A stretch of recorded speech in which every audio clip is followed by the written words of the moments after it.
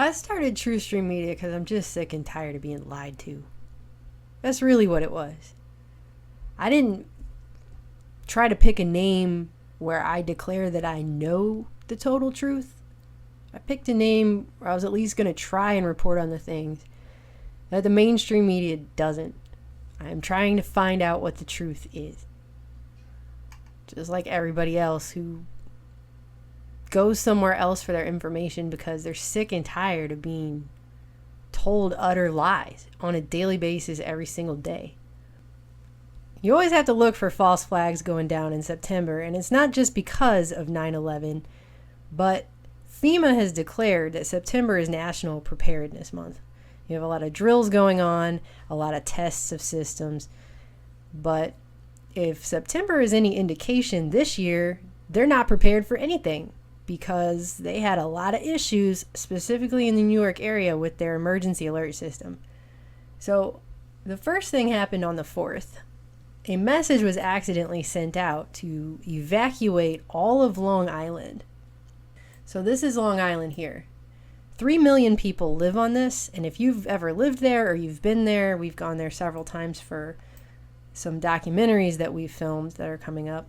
You know this would be a nightmare to try and evacuate in an emergency situation. There aren't a whole lot of ways off this island, the majority of it, except ferries, unless you're down here getting back onto the mainland. 3 million people having to get off of this very quickly would be very tough. But the way this is being reported doesn't make any sense, because what they're saying is that a truncated message went out. Truncated would suggest that the top part of the message or the bottom part of the message was cut off and only the piece in the middle got sent out. But if you read what actually happened, that doesn't make a whole lot of sense. It says they'd hope to advise viewers a voluntary evacuation had been ordered for Fire Island.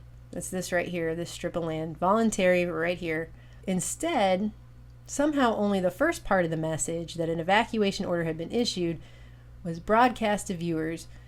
That the order was voluntary and only applied to those on Fire Island didn't make it onto the TV screen. That doesn't make sense, because the word voluntary would be in the first part of the message. If you're trying to send out an emergency broadcast, you're going to use as few words as possible to get the point across as quickly as possible. So the word voluntary would come before evacuation order. It wouldn't come afterwards. That doesn't make sense. You wouldn't say an emergency evacuation order has been issued and it's voluntary and it's for Fire Island. That doesn't make any sense. What that suggests is the message was edited in such a manner as to cause the most mass panic possible, which suggests a hack. But that's not what they're saying. They're saying this was just a truncated message accident. Skip ahead a few more days, and on September 20th, this creepy video got put up on YouTube, and you may have seen this. A guy was driving past the Newark airport towards Hoboken, and this broadcast came through on 16:30 a.m., and it was this voice just repeating on loop, "Trump will go 26th."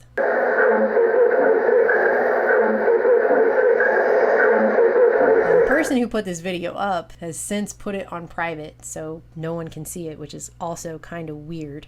Turns out 16:30 a.m. Chester Township was sending this out. That's a new emergency radio station that just got put in back in October.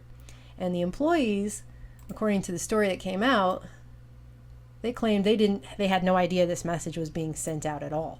I was actually going to do a video on this just by itself because it sounded like some kind of creepy Manchurian Candidate call. It sounded like something straight out of MK Ultra when I heard it. But anyway, it's interesting as well because if you look at the map here, so you have the guy was going past Newark Airport on his way to Hoboken. Of course, the 26th is the night of the debate, which was moved to Hofstra, which is also on Long Island. And here's 1630 over here. So again, you're talking geographically about a pretty small area. And also, here's Suffolk County Emergency Management, which some of these messages go through, and that's over here. So you're still talking about geographically a pretty small area.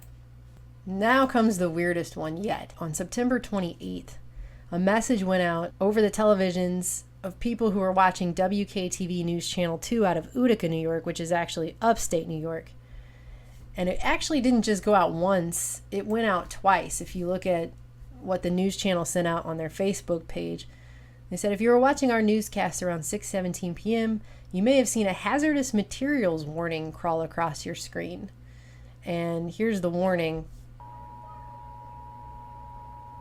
It says, civil authorities have issued a hazardous materials warning for the United States, so just the whole country, effective until September 29th at 2:16 a.m. Eastern.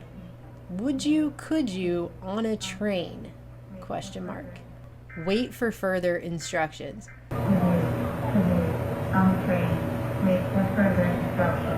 So that actually didn't just go out once, that went out twice. And it's the line from the Dr. Seuss book, Green Eggs and Ham. Could you in the rain? Could you on a train? That's not something that comes standard in FEMA warnings. They don't just randomly insert lines from Dr. Seuss. And this went out at 6:17 p.m. and then apparently it went out again at 10:38, but they want you to think that this is just a mistake and that they didn't get it fixed after the first time it went out at 6 so that it could somehow go out again 4 hours later, which makes no sense. And they're saying, tests shouldn't have this code. There was a national location code. It was automatically retransmitted. We apologize for the inconvenience. We contacted the New York State Broadcasters Association, who administers the EAS system in New York, and we're working with FEMA to resolve it. If it did that for them, it probably did that elsewhere throughout the state. What's really creepy about it is that the very next day you had this. A Hoboken train crash with 100, I think the final count was 114 people injured, and a person died who was standing on the platform when a train crashed into the platform on Thursday morning. So the very next day, could you on a train, then you have this.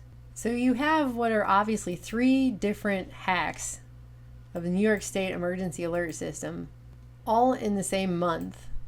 One of which comes, curiously, the night before a train crash that hurts a whole lot of people and killed somebody. Then you start looking into the details that are coming out after the crash, and it just gets even more bizarre. Because they were saying the crash was so bad they couldn't get into the train to retrieve the black boxes for several days. And when they finally went in to retrieve them, the first one now that they've recovered is just not working. So there's that. Then you have the fact that the train engineer says he can't remember the crash at all. In fact, he says the last thing he remembers is that he was only going 10 miles an hour. And then he doesn't remember anything else until he woke up on the bottom of the wrecked train floor. I mean, look at this. Does that look like 10 miles an hour to you? I mean, this looks like a Universal Studios tour. It says the black boxes are supposed to be inspected every year, but it was an older device installed over 20 years ago in 1995, and the train engineer told federal investigators that he remembered blowing the train's horn and looking at the speedometer as he pulled into the station, and he said the train was going 10 miles an hour. But then he said he had no memory of the crash and only remembered waking up on the floor of the engineer's cab. The only person to have died in this wreck, there were 114 people injured, but the only person to have died was standing up on the platform when this train collided with it, is this woman who apparently was a corporate lawyer with a global multinational software company called SAP that just so happens to supply software for aerospace companies and defense contractors. Cybersecurity. I mean, we're talking about hacking here, and the one person who ends up dead just so happened to work for a company that makes software for defense contractors in the aerospace industry. It just seems a little bit ironic, doesn't it?